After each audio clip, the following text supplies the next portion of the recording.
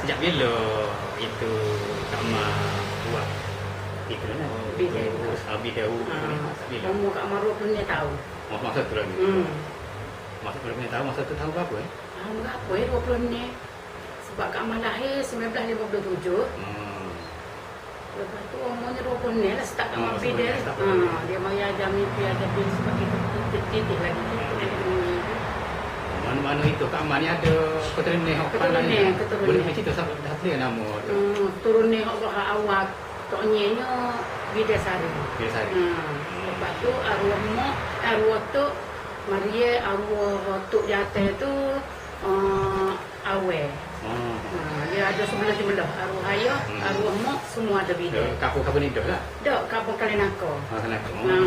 Jadi mai duduk sini dah 40 tahun barulah. Mengurut dan berbidan adalah dua rawatan tradisional yang masih lagi diamal dan dikekalkan sehingga hari ini. Bidang rawatan tradisional yang dikatakan amalan pengamal-pengamal tradisional yang telah dicetuskan sejak lebih 1400 tahun lalu ini, walaupun sedikit terhakis disebabkan diambil alih oleh rawatan moden, namun berikutan sumbangannya kepada keperluan umum, ia masih lagi menjadi harapan di kalangan segelintir penduduk di negara ini. Cuma rawatan seumpama ini terpaksa berlaku perubahan dan pengesuaian atas dasar peraturan moden. Namun, sumbangan rawatan tradisional dengan moden boleh bergabung yang hakikatnya dalam usaha untuk memberikan perkhidmatan kesihatan yang terbaik. Rawatan tradisional tidak wajar disisihkan dalam zaman moden kerana kalau tidak kerana rawatan tradisional sebagai perintis, rawatan moden pastinya tidak akan wujud. Bidang rawatan tradisional yang masih kekal dan diamalkan oleh segelintir pengamal-pengamal rawatan tradisional seperti urutan dan berbidan diperlukan dalam arus kemodenan dunia hari ini kerana kemahiran pengamal-pengamal rawatan tradisional yang masih meneruskan amalan seumpama ini berdasarkan ilmu mantap yang dimiliki oleh pengamal-pengamalnya amat perlu. Salah seorang pakar urut dan bidan tradisional, Wan Salamah binti Said atau Kak Ma dari kampung Kok Bidolah, Tumpak, Kelantan berkata, dia memulakan bidang urutan dan berbidan ini sejak berusia 26 tahun lagi. Dia memperolehi ilmu mengurut dan berbidan melalui mimpi yang dialaminya pada suatu malam. Walau bagaimanapun, tidak sekadar mimpi yang menunjukkan ilmu itu kepadanya. Keturunan juga yang berasal dari kampung Pengkalan Nangka, Tumpak, Kelantan memang tersohor sebagai tukang urut dan berbidan yang disegani di kampung itu. Kata Kak Ma lagi, keturunan awal yang mahir dalam hal urutan dan bidan ini adalah bidan sari, sementara moyangnya yang perempuan arwah Maryam serta yang lelakinya bernama Awang. Ini bermakna kedua-dua pihak sama ada sebelah bapa dan ibunya memang tukang urut dan bidan yang tersohor di kampung Pengkalan Nangka, Tumpak, Kelantan itu. Dia berpindah ke kampung Kok Bidolah ini kira-kira 40 tahun lalu. Kak Ma memperolehi ilmu mengurut dan berbidan secara serentak yang diajarkan kepada Kak Ma melalui mimpi dan kepandaian Kak Ma juga melalui mimpi itu. Dalam mimpi itu, Kak Ma ditunjukkan cara dan kaedah merawat dan memulihkan penyakit. Kak Ma juga diberikan satu ayat untuk diamalkan ketika merawat pesakit.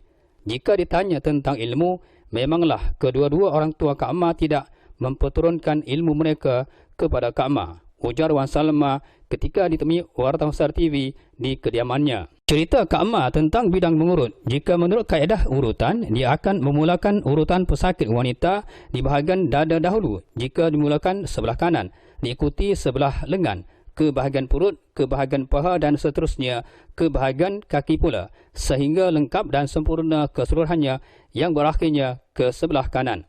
Manakala di bahagian perut itu pula, dia akan membuat urutan secara merata-rata bahagian saraf sehingga keseluruhannya. Selepas itu menurutnya, Dia akan mulakan pula di sebelah kiri dada ke bahagian bawah dan lengkap urutan sehingga ke sebelah kanan. Begitulah yang dilakukannya menurut kaedah urutan yang diajar dan diperolehinya.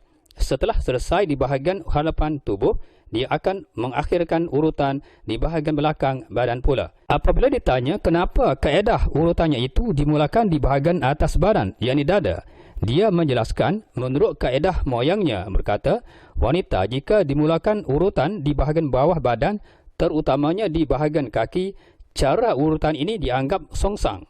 Dalam hal ini menurutnya, penyakit yang dihidapi wanita yang diurutnya itu tidak akan keluar. Misalnya masalah penyakit gastrik dan medu yang dialami wanita, dia akan mengurut urat dan saraf pesakit terbabit supaya angin yang berlegar dalam urat-urat saraf dan perut pesakit itu keluar dengan sempurna. Lazim penyakit yang dialami oleh golongan wanita adalah penyakit medu. Penyakit medu adalah diakibatkan oleh tekanan angin dalam tubuh, terutamanya dalam perut pesakit itu, dan ia tidak melibatkan urat dan saraf pesakit terbabit. Dalam hal ini menurutnya, dia juga akan mengurut untuk membuang angin yang mengganggu badan pesakit terbabit. Tetapi pesakit terbabit dinasihatkan tidak meninggalkan makanan walaupun dirasakan tidak berselera makan. Selain itu menurut Kama, wanita-wanita juga sering menghidapi penyakit pinggang. Menurutnya, masalah yang dihidapi wanita berkenaan adalah berpunca daripada urat-urat dalam perut pesakit itu telah mengeras. Dalam masalah ini, dia akan membuat urutan di bahagian perut dan pinggang pesakit wanita itu supaya dirasakan urat-uratnya berasa lembut. Tukang urut sepertinya akan mudah berasa urat-urat di bahagian itu telah berkeadaan lembut, dan selepas itu pesakit wanita itu akan berasa selesa kerana urat-urat yang bermasalah itu sudah berkeadaan sempurna dan aliran darah pun sudah kembali normal. Kak Ma tidak begitu selesa menggunakan minyak masak atau minyak benar. Kak Ma tidak menggunakan minyak masak tetapi menggunakan minyak khusus untuk mengurut yang boleh diperolehi dari farmasi. Minyak khas untuk mengurut ini memang bagus kerana jika pesakit memakai baju baharu, minyak ini tidak meninggalkan kesan bau, kesan minyak kepada kulit pesakit. Ujarnya apabila ditanya tentang beza minyak masak dengan minyak khas untuk mengurut. Menurut Kak Ma lagi, selain mahir dan pakar mengurut, Kak Ma juga mahir sebagai seorang bidan tradisional. Disebabkan beliau telah ditauliahkan oleh pihak hospital dan Kementerian Kesihatan, tentunya memudahkan beliau untuk bersama-sama dengan bidan kerajaan untuk memberikan rawatan kepada ibu-ibu hamil dan bersalin. Apabila menerima panggilan dari pesakit khususnya wanita-wanita yang akan bersalin, dia akan bersama-sama dengan bidan kerajaan sama-sama memberikan khidmat mengikut kepakaran masing-masing. Katanya selepas bidan kerajaan sempurna memotong pusat bayi yang telah lahir, maka peranan itu dimainkan oleh Kak Ma pula sebagai bidan tradisional untuk membuat urutan kepada ibu-ibu bersalin, mencuci lendir bayi, bertuku dan sebagainya yang bersangkut paut dengan peranan bidan tradisional sepertinya. Tentang hal bertuku dan mengurut wanita-wanita yang telah bersalin, hal ini bergantung kepada kehendak mereka. Jika memerlukan masa selama 10 hari, dia melakukannya sebagaimana yang diminta. Kak Ma pernah mengikuti kursus berbidan, kursus penyusuan ibu dan kursus urutan kaki. Apabila ditanya tentang apa-apa kursus yang perlu dihadirinya sebagai prasyarat untuk dapat bergerak bersama bidan kerajaan, katanya dia menghadiri kursus ini kira-kira 2 tahun lalu. Sementara kursus berbidan kira-kira 6 tahun lalu, iaitu meliputi cara mengurut perut. Kursus berbidan ini dilaksanakan di Hospital Kelaburan Tumpak Kelantan, sementara kursus urutan kaki selama seminggu dilaksanakan di Universiti Pertanian Malaysia UPM Serdang, Selangor. Setiap peserta kursus menurutnya adalah melalui program yang diatur pihak Jabatan Pertanian. Melalui Jabatan Pertanian ini, kira-kira seminggu kursus melibatkan urutan kaki selama seminggu peringkat pertama, dan bagi peringkat kedua sebulan selepas kursus pertama. Pula kursus berbekam iaitu selama seminggu kaedah mengambil darah. Jumlah pesakit yang menerima rawatan urut dan berbidan berdasarkan keadaan kadang-kadang mencecah 4 orang sehari sama ada di sebelah pagi maupun malam. Biasanya pesakit yang datang waktu malam, bagi pesakit yang datang jauh seperti dari Kota Baru seperti Pekan Cepa, Tanah Merah dan beberapa tempat lain, ujar Kak Ma. Berhubung dengan masa mengurut pula, Kalau sebelah pagi dia mulakan urutan bermula jam 9 pagi dan selesai jam 11.45 pagi. Sementara pada sebelah malam pula, kadang-kadang selepas solat maghrib dan kadang-kadang selepas solat isyak, dia akan mulakan urutan itu bergantung kepada kehadiran pesakit yang tinggal jauh. Kalau mereka datang awal, akan awallah urutan, dan jika lambat, akan lambatlah beliau mengurut. Menurutnya, dia lebih mengutamakan urutan di rumah pesakit dan amat jarang urutan di rumahnya sendiri. Dia akan mengurut di rumahnya sendiri apabila menerima panggilan daripada sesetengah pesakit yang ingin datang ke rumahnya sama ada sebelah pagi atau malam, dan dia akan menunggu pesakit terbabit. Sementara kalau bertuku, dia hanya menetapkan hanya 2 orang sehari kerana proses bertuku memerlukan masa yang lama, iaitu kira-kira 3 jam. Ditanya tentang bayaran yang dikenakan sebagai upah kedua-dua rawatan itu, dia menjelaskan bahawa dia tidak menetapkan harga dalam setiap khidmat yang dicurahkannya kepada setiap pesakit, hanya sekadar ikhlas dari pihak pesakit itu sendiri. Dia tidak meletakkan harga kerana ilmu tidak boleh dijual beli. Tambah Kak Ma, kalau ditanya tentang bidangnya sekarang, pastinya dia akan menjawab dia begitu seronok dengan bidang yang dicuburinya sekarang sebagai tukang urut dan berbidan.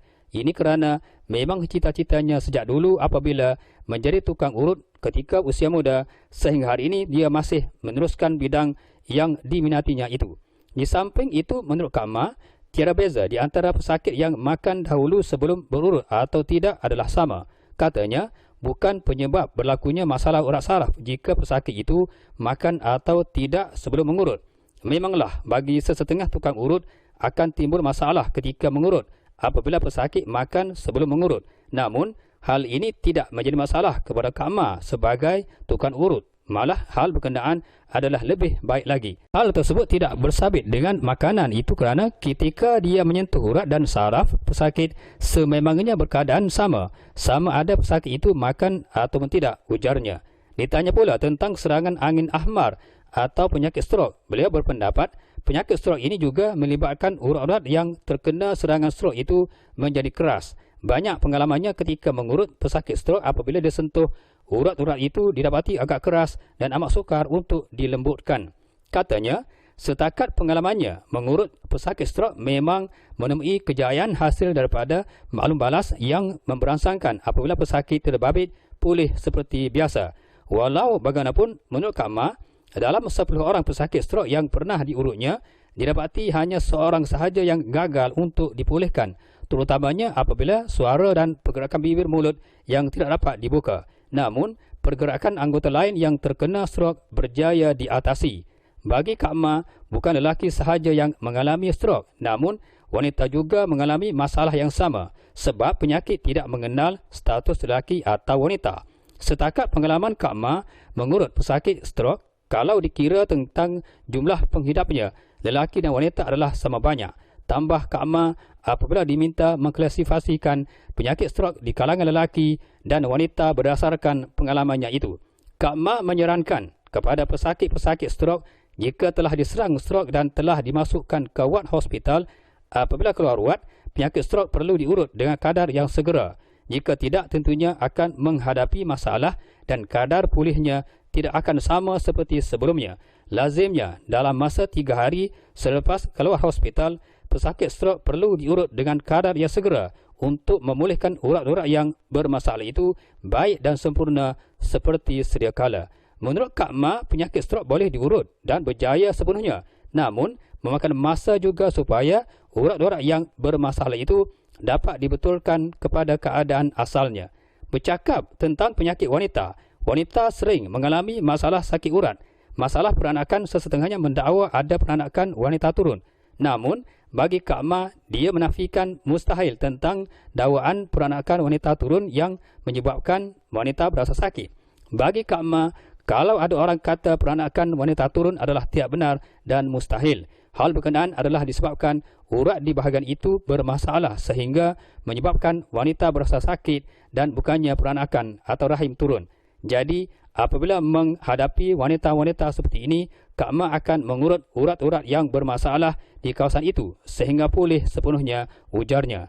Katanya menambah, dia pernah mengurut pesakit wanita terbabit dan pesakit terbabit menyatakan akan berasa sakit ketika diurut. Hal ini menurut Kak Ma, urat di bahagian yang wanita itu berasa sakit disebabkan urat berkenaan telah membengkak. Apabila dia mengurut urat-urat yang bengkak itu, akhirnya akan pulih seperti sedia kala. Berhubung dengan maklum balas daripada pelanggan atau pesakit yang pernah berurut dan berbidan dengannya, memang banyak pesakit yang mengakui bahawa urutan yang dilakukannya agak halus, seni dan sesuai dengan urat saraf mereka. Memanglah kita sebagai tukang urut tidak mengetahui dengan keadaan pesakit yang kita urut. Tetapi apabila mendengar perkhabaran sedemikian, tentunya menambahkan semangat Kak Ma untuk terus berbakti kepada masyarakat yang memerlukan khidmat Kak Ma sebagai tukang urut dan bidan. Jelasnya, apa yang dilakukannya sebagai tukang urut, peringkat awalnya dia akan membuat urutan selama 3 hari berturut-turut dan selepas itu dia akan berehat selama 2 hari untuk memberikan kerehatan urat dan saraf dapat menyesuaikan dengan sistem saraf yang lain. Selepas berehat 2 atau 3 hari, dia akan menyambung urutan sehingga selesai.